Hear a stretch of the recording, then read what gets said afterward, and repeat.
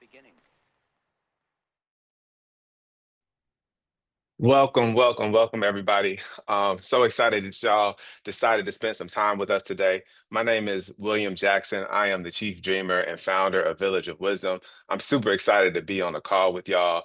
I'm joined by Dr. Amber Majors Ladipo and Dr. Makiba Murphy Jolly. We're going to do a little bit of introductions of them in a second, but I just want to take a second to give you all the agenda of what we're going to do today, tell you a little bit about Village of Wisdom so you make sure, if you don't know, now you do know about who we are.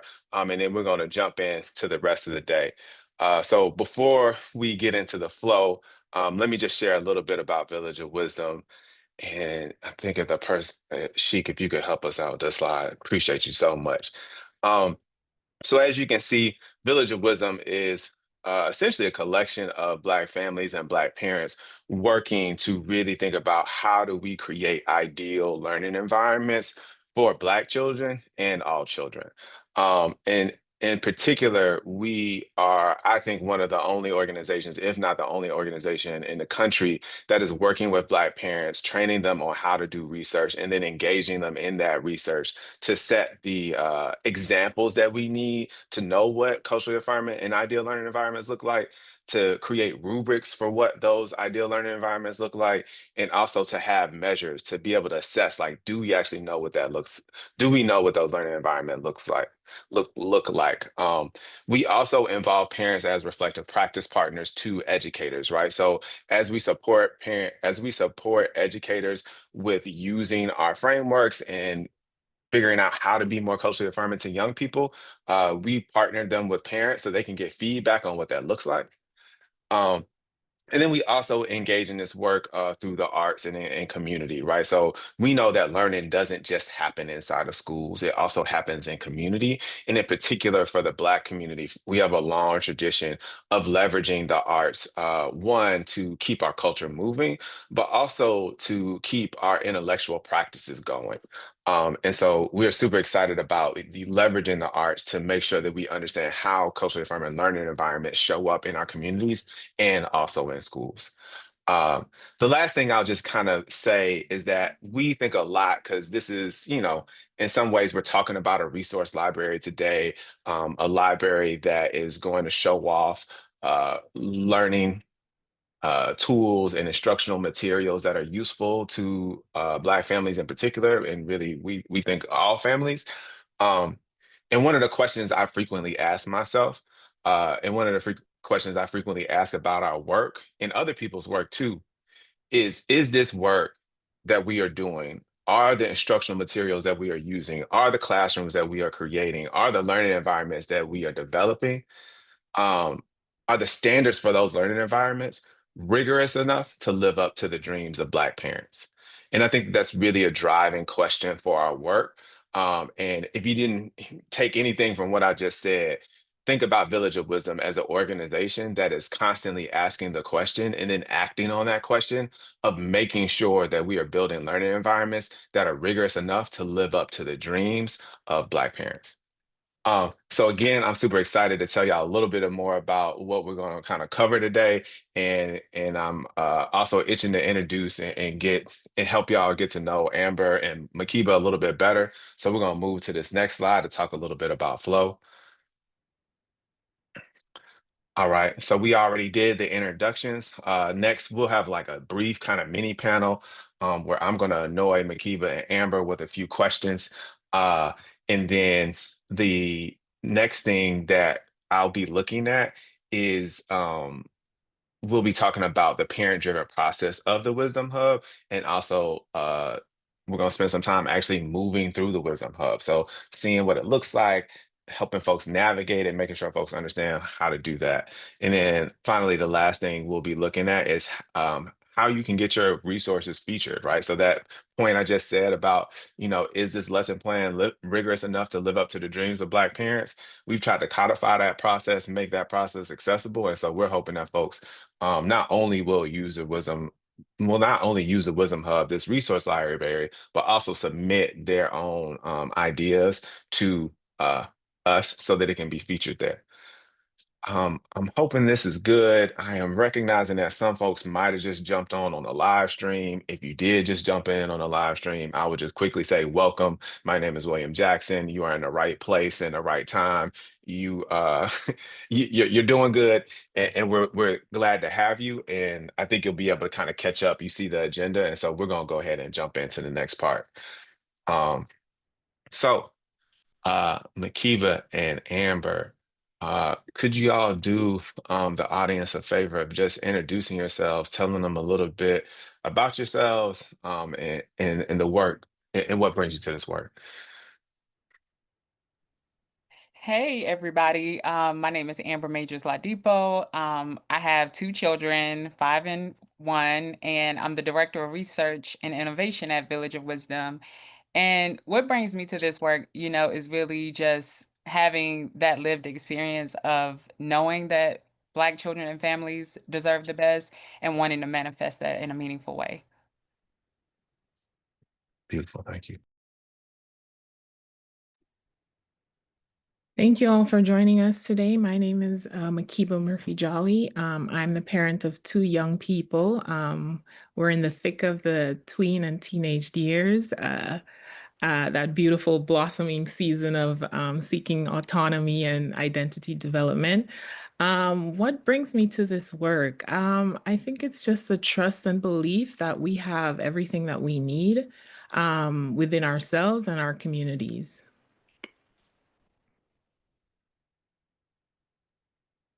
Beautiful, beautiful. Thank y'all. Thank you, Makiba and Amber, so much. So I got a few questions for you all, which y'all know. And so my first question is, Amber, you are in many ways a brainchild behind all of this work. And so I'm just curious if you could give us, take us back in time a little bit, give us a little bit of the story, make it juicy for us of like, why in the world did you want to create a resource library or wisdom hub in the first place? Yes. So at the time in our history at Village of Wisdom, we worked with schools and we worked with families. And during that time, we had our culturally affirming climate survey. And we were hearing from schools who would use the survey, and we would sit down with them using the results. So what? So what do we do next? There was a lot of excitement of, okay, I see this, I understand this. What do we do next? And so at Village of Wisdom, we knew that in our hearts, oh, we would love to work with every school and tailor a professional development to them, right, and what their school needs, right, to address what they were seeing. But then we also started thinking about sustainability and what does it mean to have something that people would have agency in using, and it would address those different areas, right? When we think about a culturally affirming environment. And so the idea of the clearinghouse came up because I had also had some experience with knowing that, hey, there are these education clearinghouses, and what they tend to do is really support people who are thinking about what works when we want to transform learning environments. But one thing that we wanted to do differently, and that was extremely important, is that we wanted to ensure it was culturally embedded, and we wanted to ensure that it reflected the lived experiences and the dreams of Black parents and Black families. And I'll also say at that time, I was a few months pregnant with my oldest child. And what was important to me is how could this work touch her beyond relying just on what we could do internally in our capacity at Val. So really wanting to think about what is something that could be bigger than anything we could ever do with our smaller capacity. I appreciate you naming that, Amber. And just for folks who are kind of, maybe not as familiar with clearinghouses, um, what power do they have? Yeah, so they are extremely powerful. When we think about research practice partnerships, right? And what that tends to be is like a university um partnering with maybe a school community or a school district, and those clearinghouses tend to be what they look to decide what types of practices or strategies might we implement in school communities to create some sort of school improvement or change. And so they have that level of power where people are getting funding to implement practices and strategies from those education clearinghouses. And so for us, we knew that what would it mean if we could do something similar, but that power and who gets to create those standards and say what's meaningful could be from the voices of parents?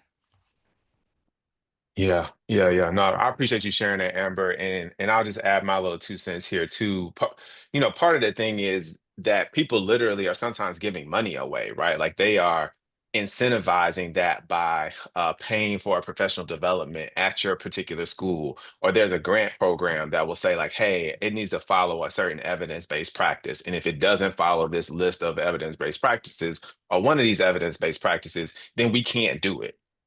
Right. Mhm. And so one of the early kind of challenges for Village of Wisdom and the work that we do, even though it was research backed or evidence based, it wasn't on the list. And so then funders would be like, oh, well, we can't support that work. And so what does that mean at scale when funders are telling people all across the country, you can't support culturally affirming work because it's not on your evidence-based list, right? And I think that that's some of where this agitation and the question around, is it rigorous enough to live up to Black parents' dreams? Because y'all got databases and clearinghouses and resource libraries that aren't.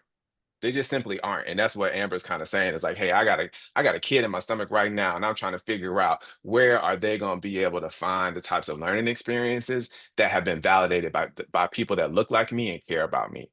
Um, and so as I talk about that, Makiba, I know you got what I would call a quiet passion. Can you tell us a little bit about how we managed to rope you into this work and what your entry point into the resource library was?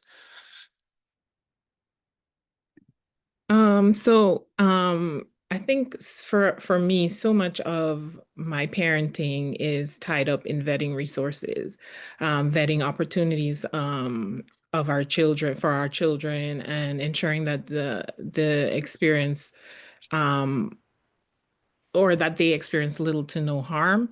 And so um, something like this is deeply attractive to me. The idea of like us having these resources that are already vetted. And I think what the Wisdom Hub offers is the trust and safety of resources and strategies that have been vetted by people that we are in community with, right? People we love and trust, people who navigate similar issues with raising their Black children. And as Black parents, we experience so much decision fatigue and just real exhaustion around trying to minimize harm when accessing resources or even opportunities for ourselves and our children. And this hub it offers somewhere to share the labor of vetting, and some peace of mind that if this resource is here and it has undergone this rigorous process of Black parent validation, that it is reliable and trustworthy. And it's also something of allowing us to tap into this collectivist culture that is so indigenous to us, right?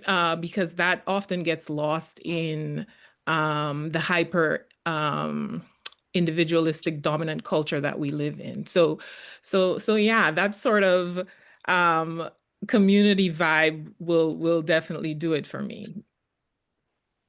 Gotcha. Okay, so we got you with the community vibes. We said like, hey, we want to build something that's going to leverage the collective wisdom of Black parents to deliver resources to educators, whoever, whatever form they might take, so that our children experience a better learning environment. And you was like, sign me up for that. Okay, okay, bet. I'm gonna keep us moving because they didn't give me a lot of time today, y'all, and they said I talk a lot. So the next thing that we're gonna get into is about the process for creating the parent-driven standards for Wisdom Hub, right? So I've said this a couple of times, right? Like one of the things for me that drives like my approach to or my passion behind Village of Wisdom is this question of, is this thing rigorous enough to live up to Black parents' dreams? And I think one, just really appreciative to Amber and your work and your history around. It's one thing to say it, right? Like, I guess I get paid to say cool stuff.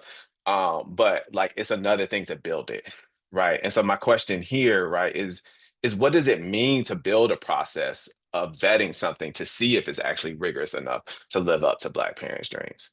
Amber, could you tell us a little bit about what the review process looks like and how it works?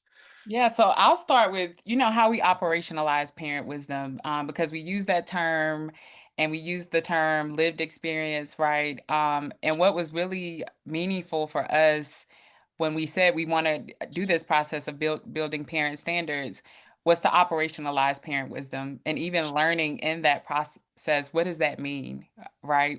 How does parent wisdom show up?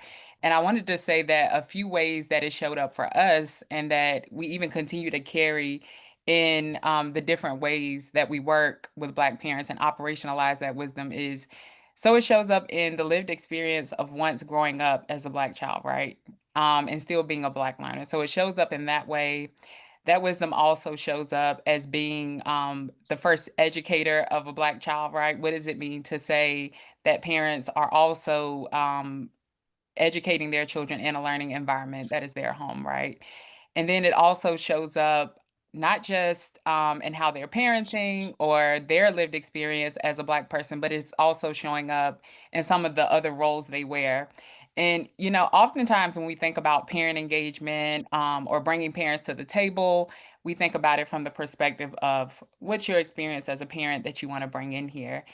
And what we found that was valuable is that parents also had experiences where they were early childhood educators. Parents had experiences where they were grade school educators. Parents had experiences where they worked with health departments, for instance, right? And so we also knew that it was important to honor the various ways that parents' life experiences showed up when we were creating the standards together. And then I'll let Makiba go into, um, when we think about what's important to this review process and how we started creating the standards. But yeah.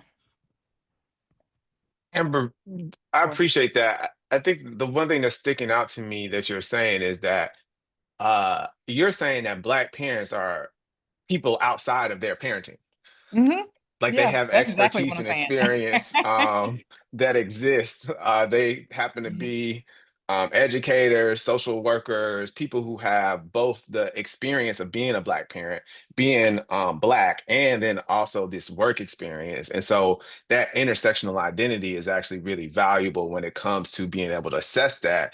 And it maybe even creates a level of trust, or we're hoping that it creates a level of trust from people who are coming to the site because they know that, like, yeah, these are Black parents. These are Black parents that were taught to think about it in a certain particular way, and they have their own experiences from their own world that would help you trust them.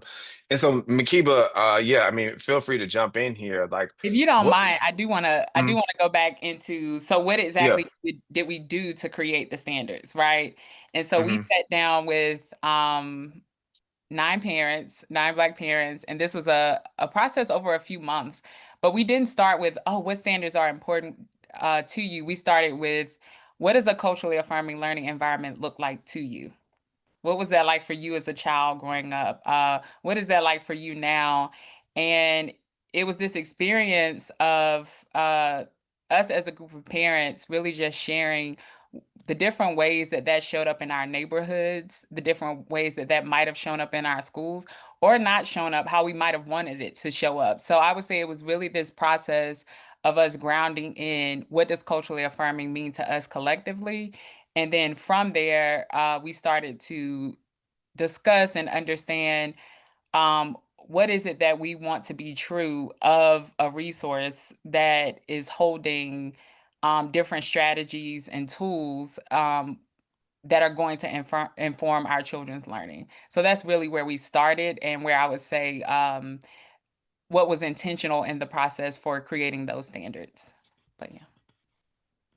And so then, Amber, are that so you're asking this question just like, hey, what is it that would that look like? Is there a framework that's sitting underneath that, right? Like I know we have the Black Genius framework, and so is that something that's a part of this conversation too? Absolutely. That's where we started.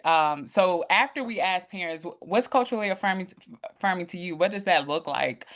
And then we actually went through this process together because I will say this group of parents already knew our Black Genius framework at Village of Wisdom, right? So we sat together and started saying, Oh, the ice cream truck on Saturdays. Where does that fit in the Black Genius framework, or how does that resonate with the Black Genius framework? And so there were different ways that we started to see alignment between what we saw as culturally affirming as parents and how that aligned with the Black Genius framework. Man, one of the things that you talk about this, for me, a lot of times, like I can feel quality when I experience something, right?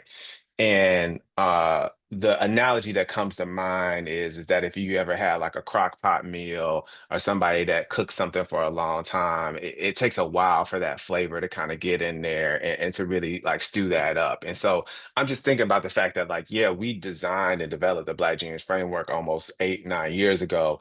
And then you fast forward maybe 6 or 7 years, and now you're in a room with a group of parents asking them what a culturally affirming learning environment looks like.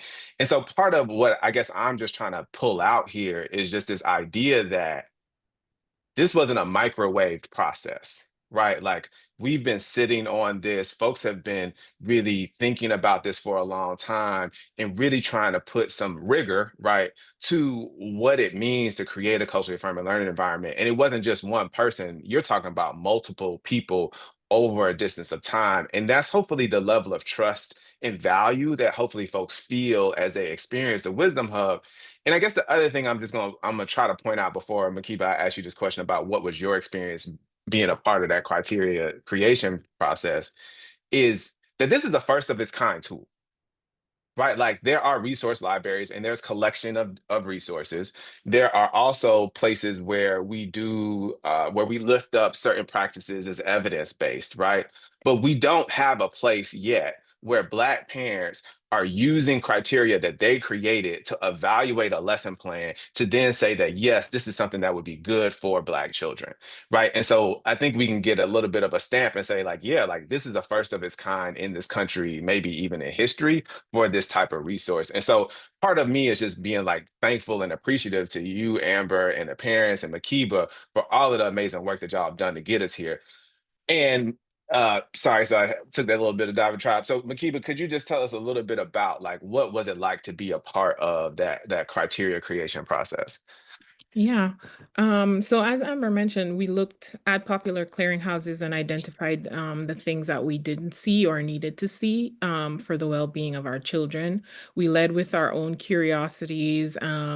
We interrogated the intentionality, like who were the curators and creators. We paired that with our grounding in the Black Genius framework, as y'all mentioned, and we were able to work together to create the criteria and indicators for the review tool that we're now using to determine what resources get validated. And I think one thing that stood out to me during the development of the review tool was just how aligned we all were as Black parents of what we needed and wanted in resources for our children, how we set the bar high, and how we laid out criteria that our children that held our children and families in such high regard. So now that I've gone through this process, I now vet everything, everything through this framework, through this criteria. So I'm a hard sell these days. And so, but this alignment that I just spoke of among parents, it went beyond the review tool development, right? It translated into our learning sessions with parents later on when we were thinking about the design of the Wisdom Hub and what we wanted that to look like as well. Appreciate that, Makiba. And I know we need to transition, so I'm gonna ask y'all in a second about this question of like, well, tell us a little bit about your favorite tool and resource that's on the resource library so folks can kind of one, you know, get some insight from y'all about that and what and just how to navigate the site. Before that though, I see that there's a question in the chat that I think might be worth us getting to right now, which is like, maybe culturally affirming could be experienced as a ed jargon term. And I appreciate that question, right? And we talk about this as ideal learning. And Gloria Lansing Billings is a person who came up with the idea of culturally responsive pedagogy, which I would argue is probably where most of this stuff came from in the first place. Uh, talked about the work as that's just good teaching, right? Because she was trying to actually simplify it, right? Like she was trying to say, like, when you do good teaching, this is what it looks like. And for us, the Black Genius framework is the specific pieces of that, right? Like, are you attending to a child's interest, right? Is that child seeing having an opportunity to see people that look like them contribute intellectually to the things that you're learning about? Is that child in an trusting environment? Is that child being asked to think about things and issues that are relevant to their lives, right? And so those are three of the elements that show up in the Black Genius framework, and maybe and it ultimately is a framework that you all that is kind of embedded into the criteria that's here. And I think what might be interesting, right, as y'all are just kind of sharing your materials and the criteria, sharing the resources that resonate most with you all is maybe lifting up some of those criteria that kind of stick out from it, so that for folks who are listening, they can kind of see past this idea of cultural affirmation and just be like, hey, tangibly, it does this. It I think it's going to pique a kid's interest, right? Or I think it's going to make a kid think about can-do attitude, or I think it's going to make a kid feel good about who they are. So I'm gonna turn that over to y'all. You know, if you can get that in there, great. If not, I get it. And yeah, so just wondering if y'all could walk us through what the yeah, your favorite resource library resources.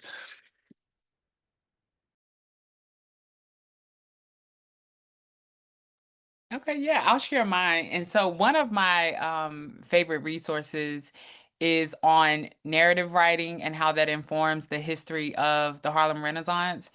Because what that does is it's a lesson plan that really does inspire children to center themselves and how the narrative lives on in history about what things were like at that time and how they show up. And it really inspires them to think about how do they want to reflect what was culturally important at that time? How do they want to reflect what was important about their identity at that time and other people like them? And they used examples like Langston Hughes, and how even just him writing from his perspective and sharing his own story informs how we even reflect back on what was important about the Harlem Renaissance. And so that's a resource I really like because it is a way to not just engage children in their writing skills, right, but to also really affirm them and centering their experience in that learning experience. Okay, I'm Thanks, gonna Amber. Thanks, Amber. I'm Go gonna ahead. cheat a little bit. I have to. My first favorite resource is the resource in the resource library is the Black Genius Framework one pager. That's the first one. It's foundational and it actually sets the bar for everything, right? It's the framework that we use for the review tool. It can be used for your own resource vetting, but also a guide of how to navigate this world, how to be in community with others. I find it so useful for identity development, especially in that critical third and fourth plane of development of adolescence and young adulthood. The other one is Crash Course Black American History. It is a Black parent validated, publicly available resource, 51 episode series with historian and scholar Clint Smith. And he guides learners through the Black American experience from the arrival of enslaved Black people to more contemporary issues and experiences. And I think now more than ever, understanding history is so important for identity development of our young people. And so, in addition to that, our parent reviewers have offered guidelines for use of this resource and ways to maximize engagement for our learners.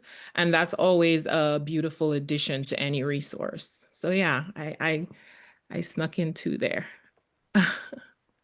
Appreciate that, Makiba. And before I turn it over to y'all, what should folks do if they like a resource? Yeah, so I'll before we talk about a little bit about the parent review process, I'll Mhm. kind of just like walk through how to engage with the resources on the website. So this is the website. If you haven't had a chance to visit it yet, hub.villageofwisdom.org. Um, and so you can go here and click on the library just to see all of the resources that are currently in the library. And Makiba mentioned the Black Genius one pager. If you want to go explore that and then you look at it and you're feeling it, you can click here to vote in like a resource. And once you hit vote, that'll both inform other people who are navigating the website and using the resources what's likely the resources that are going to be useful for me, right? And so we have a voting feature. And then we also have a feature where you can actually filter through to the resources that have been Black parent validated. So I think that's another thing to highlight about the website, because we do like to house different resources on here.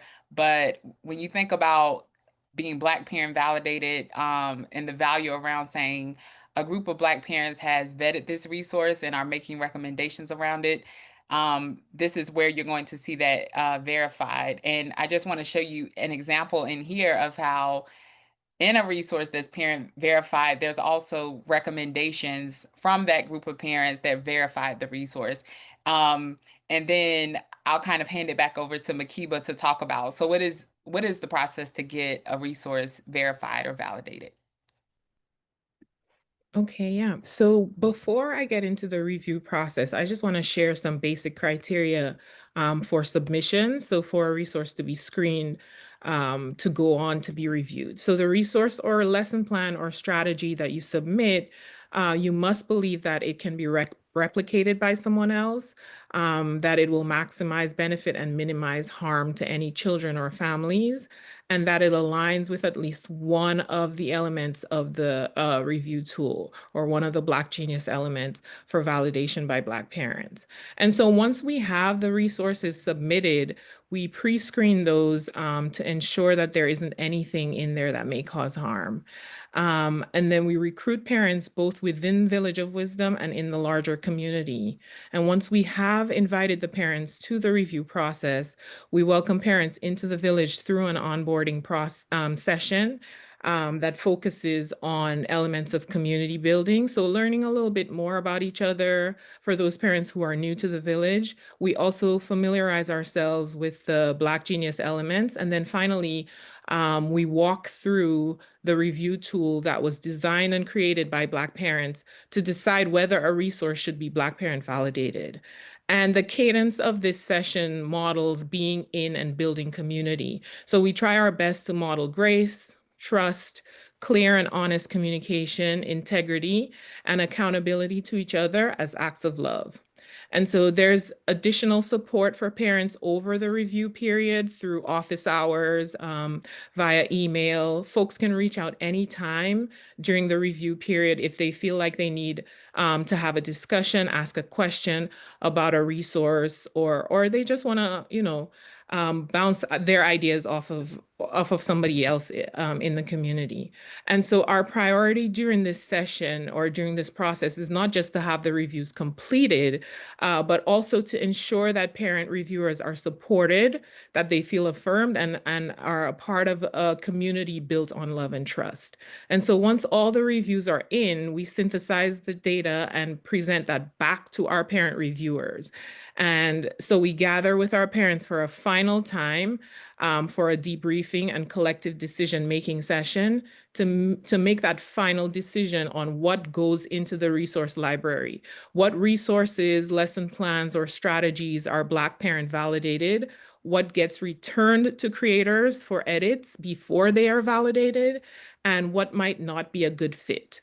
And so that would conclude our review process. And the review cycle takes about a month and a half from pre-screening to resource validation. And yeah, so that's pretty much the run of it.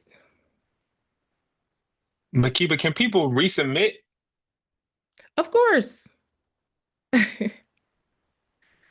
Of course. We offer feedback just in case uh you know, and if you need support as a submitter, we also offer that.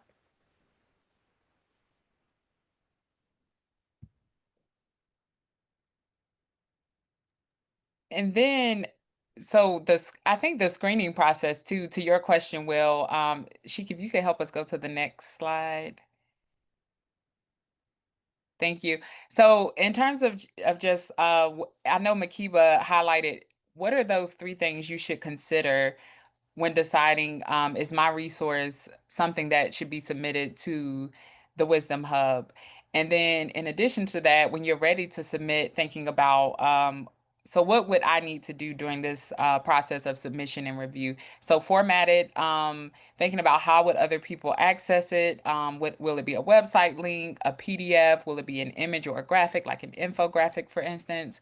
Upload it. So you navigate to hub.villageofwisdom.org. And as you saw a few minutes ago on the website, there's this share resource button, this yellow share resource button. And when you click on that, it'll take you through a form to submit your resource and then workshop it. And so to Makiba's point, we do provide feedback.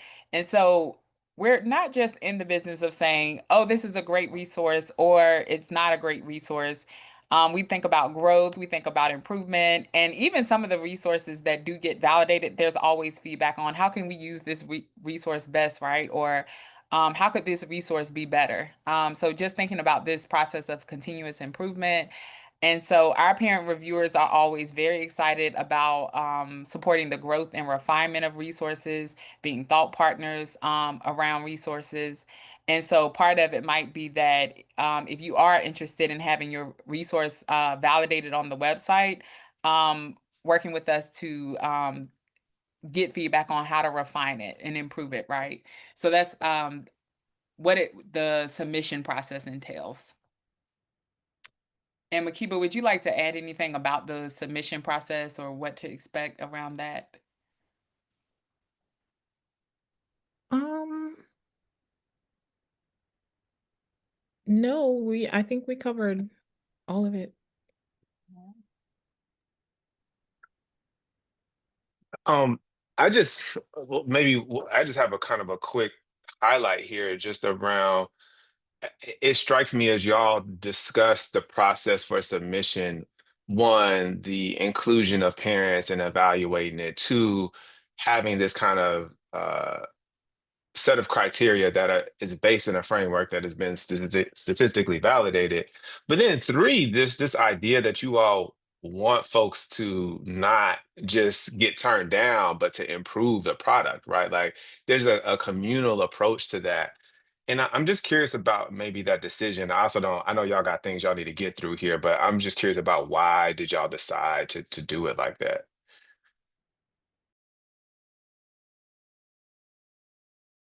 You would say the part where we're offering the opportunity for feedback and workshopping? Okay, yeah, I'll share a little bit about that. So part of it is we think that we believe that we're all aspiring to creating culturally affirming learning environments, right? And so is this idea that this work is continuous and that even if a resource is validated right now, right, we might learn something new or we might have a different context in the next few years where that resource might have to change, right? And so part of it is really being invested in this collective work, as Makiba mentioned earlier, of saying, how do we ensure that this Wisdom Hub reflects the dreams and the values of our children and our families, right? And so that's part of it is knowing that the idea of something reflecting who we are um, means that we have to invest in it, right? So that means that if we collectively want to be better and we collectively we want to aspire to having culturally affirming environments, that part of the work is not just saying this isn't that, but hey, we want to work with you to turn it into something that can get closer and closer to this actualized idea of what is affirming, right? What is a healthy environment? And then Makiba, I know part of this desire to give feedback and workshop it, and even some of the feedback that had a lot of the feedback that has been written up and given has come from you. So I wanted to just hear your thoughts on what that's like to even just like start to tailor feedback in a way that it can be constructive. So we spend a lot of time sort of going through the parent reviews, and I will say that the sessions that we've had with parents, um, the parent reviews the summaries that they've provided, the feedback that they have provided for creators has been so thorough. Like they really think about the resources, and they really think about it from their perspective as parents, from their backgrounds and their roles outside of parents. So just collating that and putting that together, and sharing that out, it's been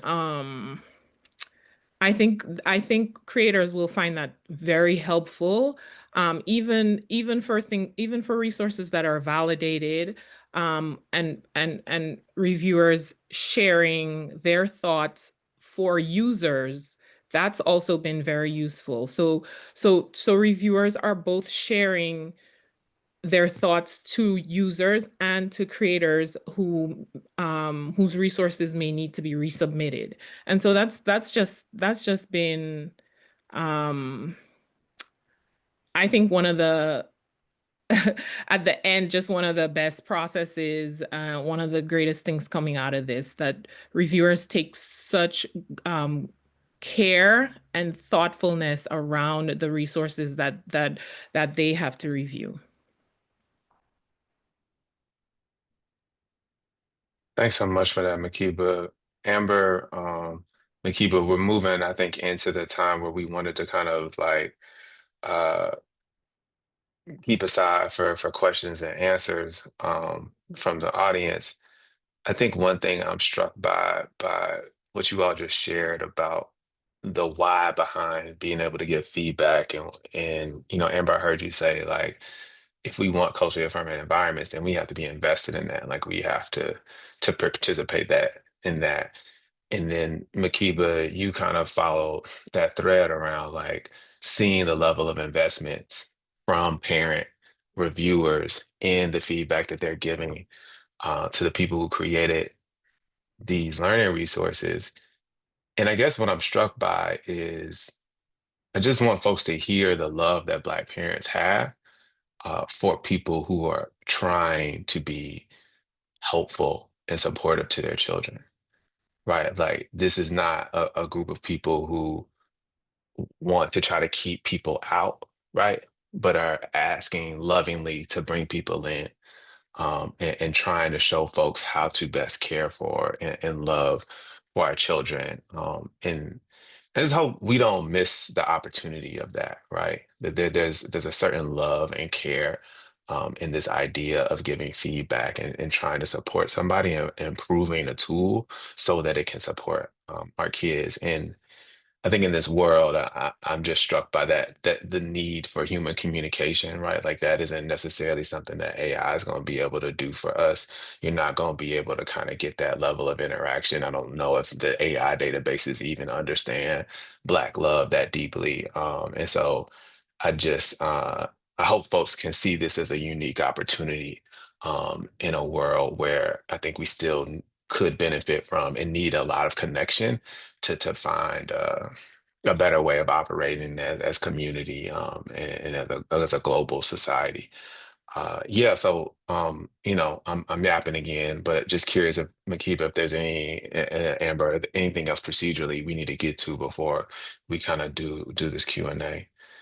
I kind of wanted to add to what you just said. I think one of the things, like my hope for my hope is that this allows parents and educators to feel supported in this pursuit of high fidelity, high quality resources for Black learners, both young and seasoned, because I truly believe that community in this time, community is the antidote, right, to so much of the systemic harm that we are experiencing. And so my hope is that this continues to create communities and circles of trust that we heard parents say they needed, we heard parents say they wanted, we heard parents say that they relied on this to raise confident, capable children who are affirmed in their identities. And so, like you said, with the introduction of AI into almost every facet of our lives, my hope is that this platform keeps us in the space of remaining connected to our humanness,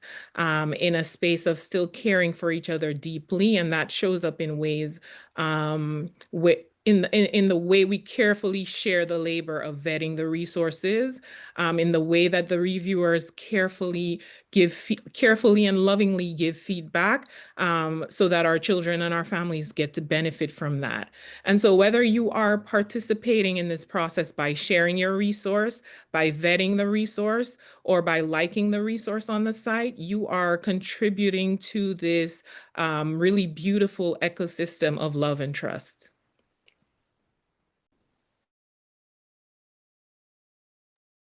Well, I could go to sleep for the rest of the day, but I can't. Um, Amber, any thoughts there? Yeah, so when I think about and I've kind of just been, if I'm being honest, perusing through some of the questions. When I think about the Wisdom Hub and, what we aspire for it to be, we really think about how can it be a tool that can be used amongst, I would say, educators and parents in particular, right? Because so often um, when resources are put out there to sort of define what is what works, right? And what is best for our children, that's often not decided by the parents and educators, right? So we really aspire for this to be a resource where it can continue to keep us in conversation, right? So um, wanting the Wisdom Hub to be a place where people can find community and working together to understand how can we best support our children, right?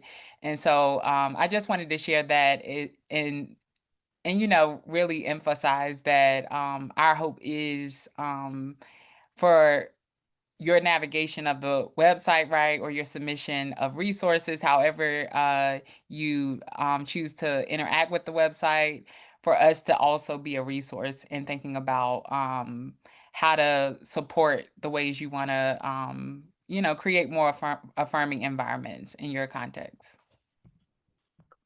No, appreciate that reflection, Amber. So I'm a move to maybe lifting up a couple of the questions out of the Q&A, and folks feel free to drop any questions that you have in the Q&A. The first question I'm looking at is from Decker and Gong Gang. What's up, Decker? Thank you so much for being on, longtime supporter of Village of Wisdom. And his question is, do you have any resources or talking points that can help parents discuss the resources with other Black parents? I'd like to share this with a group of parents at my school, but want to be thoughtful in how I represent the resources.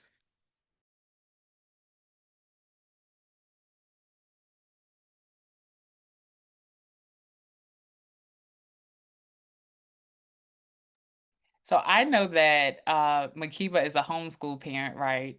And so I'm really curious, Makiba, not to put you on the spot, but what you would say to that, right? Presenting these resources to parents. So I would say if it's the if you're talking about a specific resource, I think the little blurb on the site is actually very self-explanatory. Just reading, just walking them to the site together. Go look at the site together and or share with them and say, or even copy and paste the blurb and share it with them like, hey, look at this resource, because the blurb on the site actually describes the resource, and there is that little piece of the parent reviewer speaking directly to you. So the parent reviewer is that other parent speaking directly to another parent, right? Of this is I use this and this is how I felt about it and this is how you should use it, or these are some examples of how you could use it. So I think there's a lot of information just on the site itself that you could use to have that conversation with other parents. Yeah, and all I will just add is if you're thinking from a global level, right? Like, oh, there's some fantastic resources here. I want to share them in general with parents. What might be a good way to do it? I would say really reflecting on what are you hoping to happen, right? Could it be that it's responding to something? So as I mentioned with the personal narrative, it might be that you're working with a family or families in particular, where one of the goals might be to how can we build the confidence or uplift the voice or perspective of families and children, it might be that you're approaching them from a standpoint of helping to support whatever that goal is, right? That you might have with your families in your particular context. So I would say it would just be starting with some reflection there, and then thinking about how might you delve into specific resources related to that? Or, as Makiba mentioned, how might it just be some exploration of different resources with them?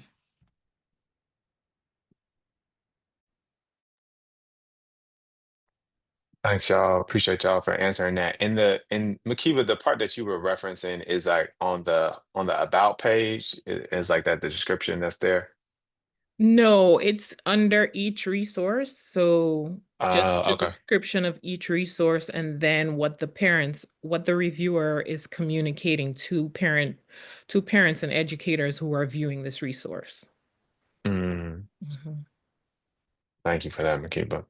Sure. Um, so I'm curious if y'all see these questions, if there's another one that you want to look into. The one that is kind of jumping out to me, um, is mm, yeah, this is an interesting question. Will the clearinghouses, I think they're talking about the other clearinghouses, be informed that there's now a model that reflects gaps in what they have to offer, or some other public commentary highlighting the methodology? Yeah, so this is an interesting question. I would say we are in the process of codifying and thinking about how do we want to share more about what the Wisdom Hub offers as a resource library. And one thing, even in the renaming, is parents wanted to call it a resource library. But in terms of other clearinghouses, happy to just ensure that there is access to knowledge about, what did we do to not just address those gaps, because I think to say address those gaps would be to say that our process was only in response to gaps that we saw.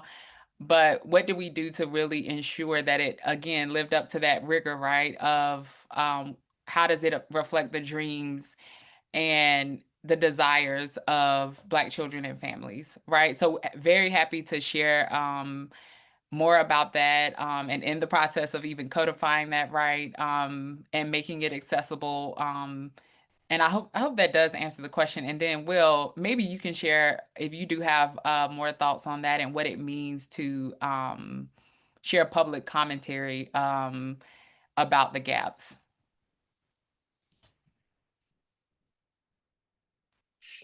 I'll try to do that real quick, and I'm gonna ask y'all about this other question because we got 3 minutes, and I think the one that I think might be helpful to answer live here is there an opportunity to meet with you to discuss the resources before submission?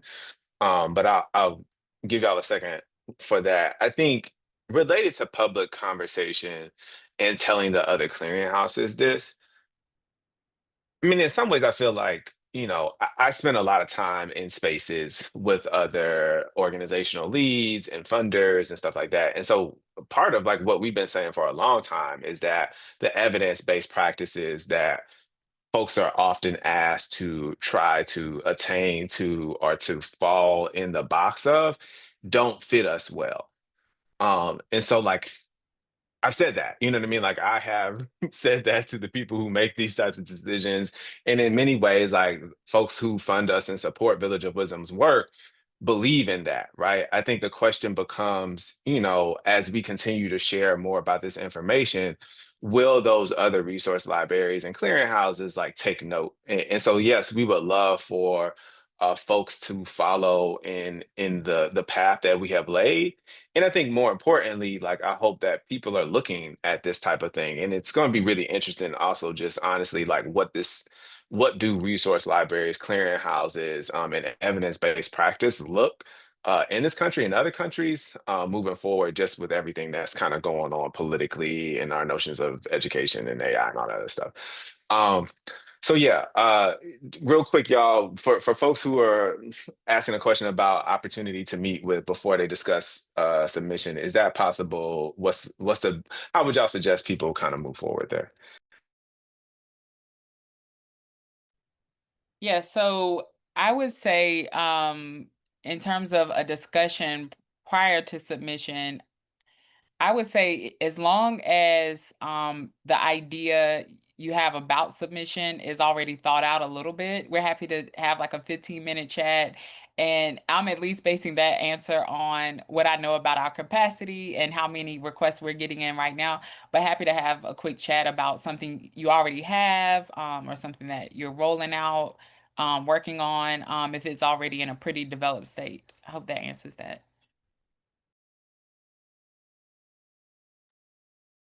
Okay. Well, Makiba, Amber, thank y'all so much. Not just for your time today, but for the hard work that you all have put into building this over the last few years.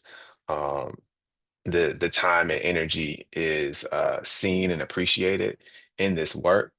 Thank you to all the rest of the Black parent reviewers who've been a part of reviewing these materials. Thank you for the people who took the time to submit their resources, and thank you all. The folks who decided to kind of come on today and be with us in community and learn more about this resource. One more time, we just hope that you all will go to hub.villageofwisdom.org, pick out your favorite resource, hit that star like button. And if you got resources to submit, please put them through the lesson plan. I think my last thought, and I'm gonna do this to honor Sheik in the background, who said, this work that we are doing, there's a different type of AI. And folks like Ruhan Benjamin and other people have talked about it, and they talk about it as an ancestral intelligence, right? And so I am grateful to you all for bringing an ancestral intelligence into this process, a process that seeks to build community, that seeks to keep us connected, and seeks to create environments of love and care for Black children and really all children. And I think, guess my last shout outs are just like there's a whole Village of Wisdom team behind this. Folks like Aaron Baskin, Tully Murray, uh, Malaron Hodge, like just thank y'all so much for everybody who's done so much work to create this really beautiful thing that, again, I think reflects kind of what I said earlier, is that when you look at something you can kind of feel the love and the quality in it and the spirit behind it. And so I'm just really grateful to get to work with y'all on a daily basis, and thank you again to folks who've come today. We held y'all 2 minutes up past time, so our apologies, but hope y'all have a great rest of your day.